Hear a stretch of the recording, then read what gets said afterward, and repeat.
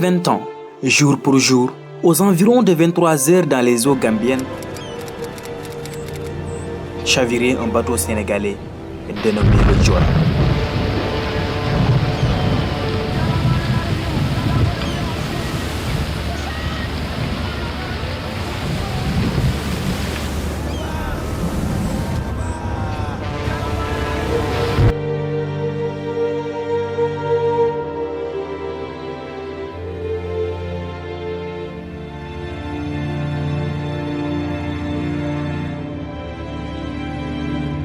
« 1863 morts, seules 64 personnes ont survécu. Une catastrophe maritime que le monde n'ait jamais connue. Dans cette vidéo, nous reviendrons de manière chronologique sur les circonstances, les causes, ainsi que l'actualité sur ce drame qui a sombré le Sénégal dans une situation inédite. Novembre 1990. Dans le cadre de sa politique de désenclavement de la région du Sud, l'État du Sénégal avait mis en place une liaison maritime reliant Dakar à Ziguinchor à travers un navire dénommé MS, le Joola. Il est construit au chantier naval allemand dans le cadre d'un contrat de prêt avec le gouvernement du Sénégal sur un coût total de 4 milliards de francs CFA. Sa gestion nautique a toujours été confiée à la Marine nationale, c'est-à-dire au ministère des Forces armées, pendant que sa gestion commerciale a été successivement assurée par la Compagnie sénégalaise de navigation maritime 1990 à 1994, le port autonome de Dakar décembre 1994 à décembre 1995, puis par la Marine nationale de décembre 1995 à septembre 2002, c'est-à-dire l'année du naufrage. Alors, la question qui se pose est, qu'est-ce qui est à l'origine de cette catastrophe? 4 jours après l'incident, c'est-à-dire le lundi 30 septembre 2002, le chef de l'État Abdoulaye Wade avait décidé, par décret, la création d'une commission d'enquête technique sur les causes du naufrage. Cette commission était pilotée par l'ancien ministre de la Justice, Seydou Madani Sy.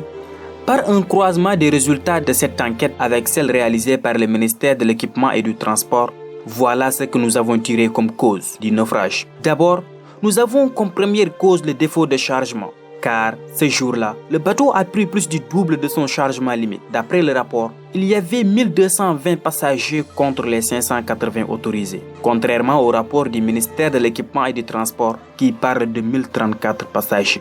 Les résultats de la commission d'enquête vont encore plus loin en montrant que la vente de billets a été arrêtée le mardi 24 septembre 2002 à 17h car les 550 places légalement autorisées étaient atteintes. Cependant, le commandant du navire à son arrivée à Ziguinchor a autorisé la reprise des ventes de billets en 3e classe sans aucune consigne de limitation.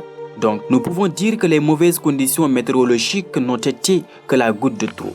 L'autre fait marquant dans cette histoire est que le ministre des Forces armées et celui de l'Équipement et des Transports ont pris part au voyage inaugural du 10 septembre 2002. Premier voyage du Joola après un arrêt de plus d'une année pour réparations diverses dont l'achat de moteurs par le ministère de l'Équipement et des Transports, ce qui donnait un gage de sécurité aux passagers. Ensuite, il y a d'autres causes qu'on peut qualifier de lointaines, dont certains sont imputables à la marine marchande, car ce sont ces services qui devraient jouer le rôle de gendarme en ce qui concerne l'application et le respect des normes de sécurité. À cela s'ajoute la responsabilité de la marine nationale, parce que le chef d'état-major, exploitant du navire avec ses assistants, avait pris la décision de faire appareiller le navire à partir du 10 septembre sans la détention des principaux documents de sécurité.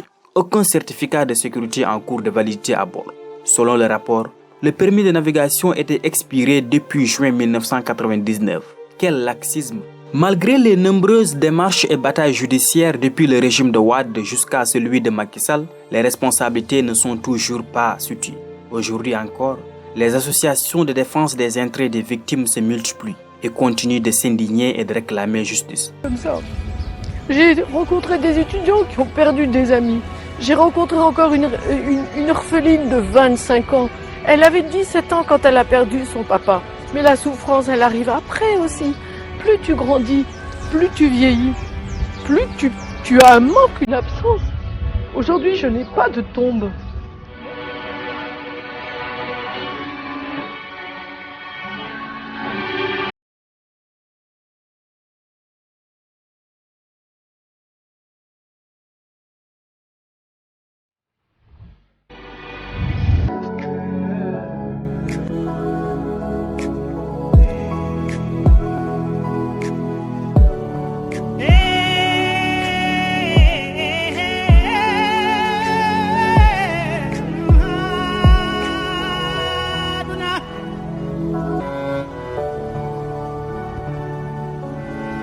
La connaissance de l'histoire ne permet pas seulement à l'homme de se libérer de son passé.